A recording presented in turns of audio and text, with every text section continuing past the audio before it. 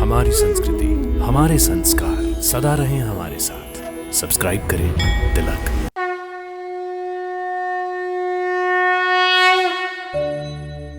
भक्तों, आप सभी का हमारे यात्रा कार्यक्रम दर्शन में प्रणाम एवं हार्दिक अभिनंदन।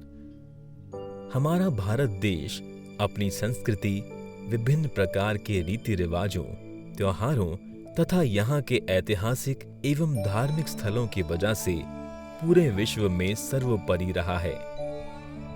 यहाँ के धार्मिक एवं पौराणिक स्थलों के दर्शन करने सिर्फ भारत से ही नहीं अपितु पूरे विश्व के कोने कोने से लोग आते हैं।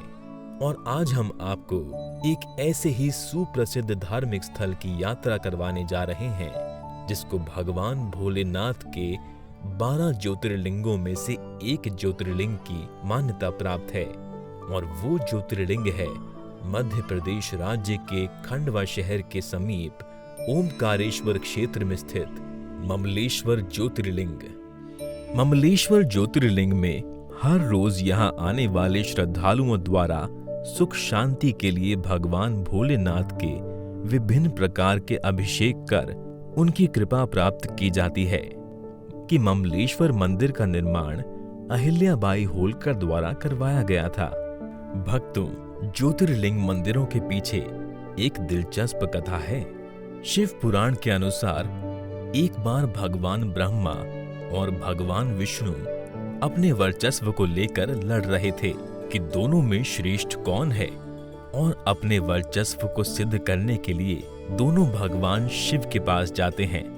तब भगवान शिव प्रकाश के एक अंतहीन स्तंभ का रूप धारण करते हैं और ब्रह्मा जी और विष्णु जी से स्तंभ के अंत को खोजने के लिए कहते हैं। लेकिन भगवान विष्णु और भगवान ब्रह्मा स्तंभों की जड़ों का पता नहीं लगा पाते। तो इस प्रकार से ज्योतिर्लिंग भगवान शिव के मंदिर हैं, जहां वे प्रकाश के एक उग्र स्तंभ के रूप में प्रकट हुए थे।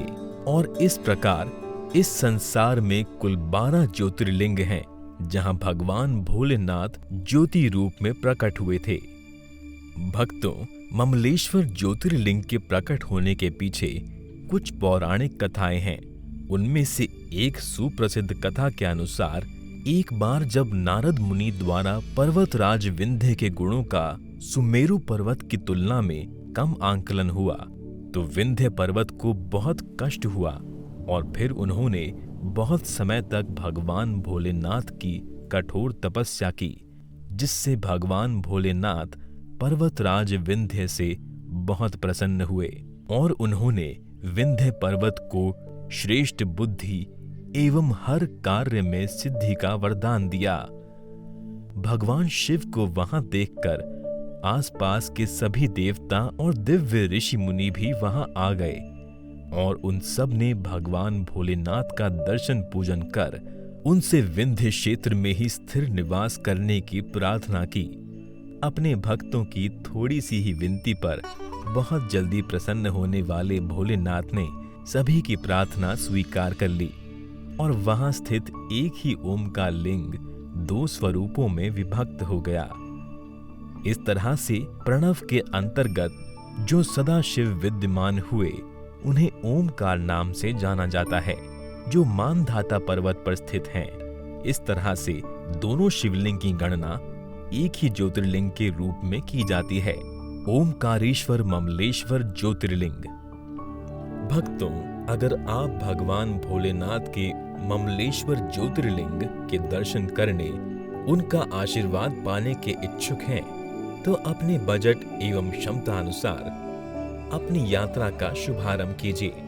आज के इस एपिसोड को बम भोले के जय घोष के साथ विराम देते हैं और मिलते हैं अगले एपिसोड में एक नए धाम की यात्रा पर।